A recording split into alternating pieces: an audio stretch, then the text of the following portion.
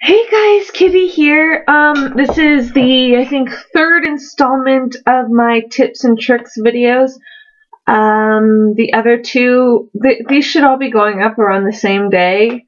I might end up spanning them out. I'm not quite sure. I didn't expect this to be so long, but there's so much about the Disney parks, or at least Disneyland and California Adventure, that I really do like, and that I think everybody should know about. So, yeah.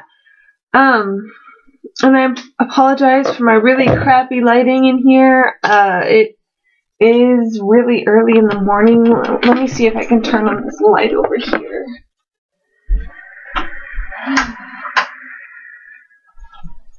Let's see. I didn't even see this light over here, so...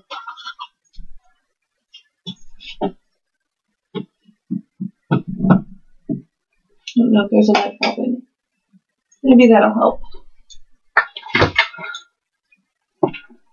That helped a little. So, yeah, crappy lighting because it is really early in the morning and my camera sucks.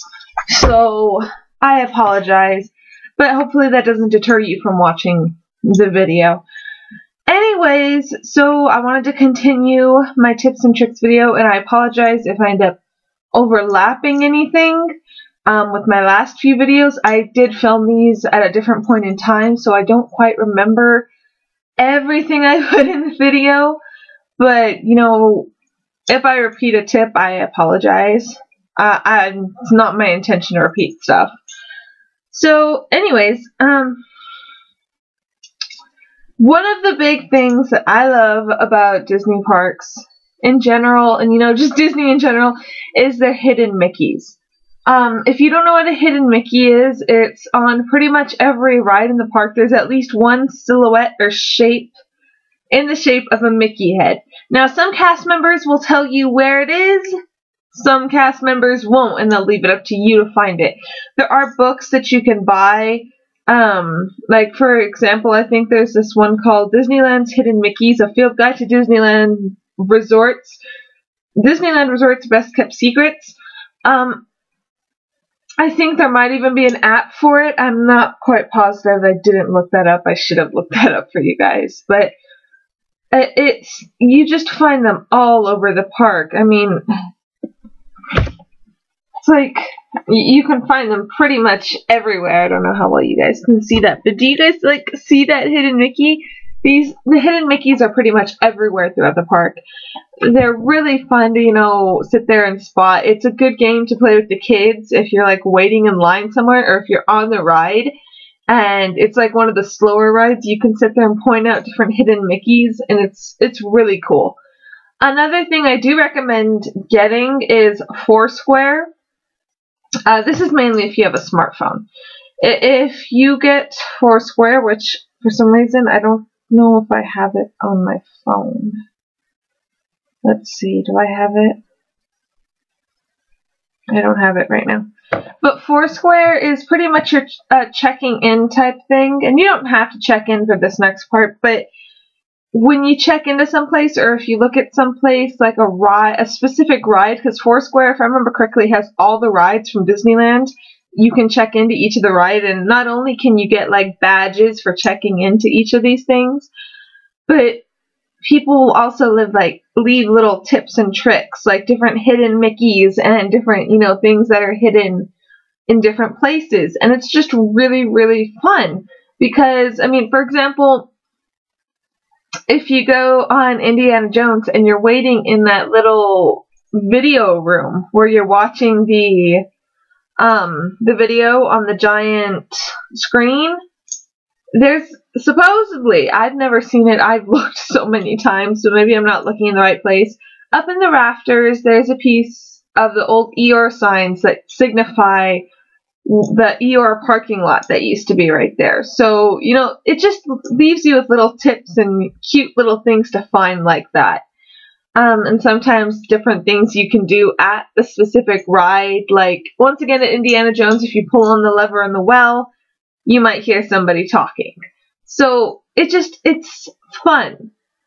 So yeah, I really do recommend, if you have a smartphone, getting Foursquare, or if you're going to be going to the park if you know that you're going to the park and you know what rides you're going on ahead of time, you can also go on Foursquare.com and, look at all the different tips and tricks that people have posted.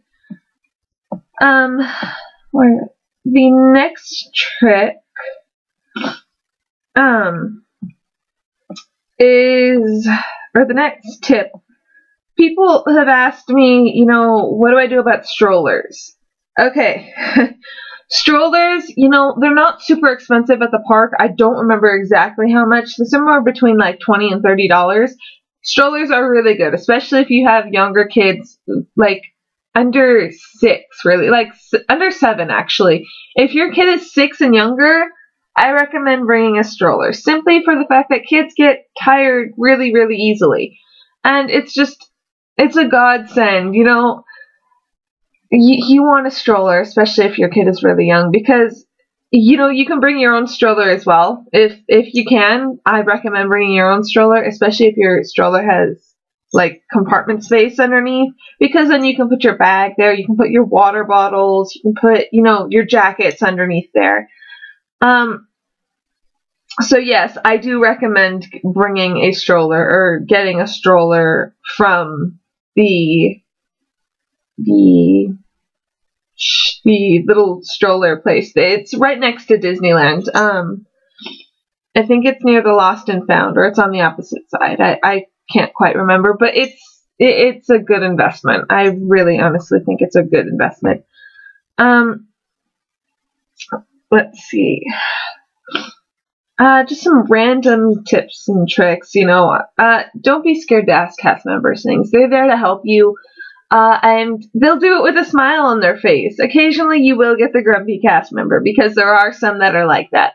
But for the majority of the cast members I've ever met, they're all extremely nice people. They like what they do. They enjoy their jobs, and they have no problems helping you out. If you want a picture taken, just ask a cast member.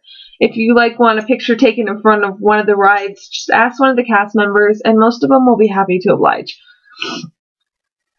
And let's see.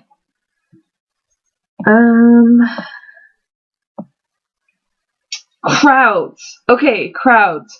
This is a big, big, big topic. Crowds. It can get very, very busy at Disneyland. There have been a few times, I've gone once at least, where the park shut down because it was that crowded. Granted, you might not want to go on a day like that, but, don't be scared of the crowds. The crowds can actually work to your favor, because a lot of the time with bigger crowds, a lot of them will want to watch the fireworks show. This has to do with getting on rides at the right time. If you want to go on a bigger ride, go on it during dinner hours. Go on it from like 6 till about 8. Those are dinner hours. It's a great time to go on the rides. Actually, pretty much any time during the night is a great time to go on the rides. It's a lot easier to get on things, because around that time, people with younger kids are going to be leaving, because, little kids are tired. They want to go back to the hotel. They don't want to be here anymore because they're tired and they just want to sleep. Our parents don't want to deal with the little kids who are tired and cranky. So, it's around the time that people start leaving, and also you want to do it during parades. You want to go on these bigger rides during parades, because that's when people are kind of away from the rides. If during shows and parades, that's the best time to go on a ride, really. Actually, I'm gonna end this video here, and then I will start my new video. So yeah, go check that one out, and I will see you guys there.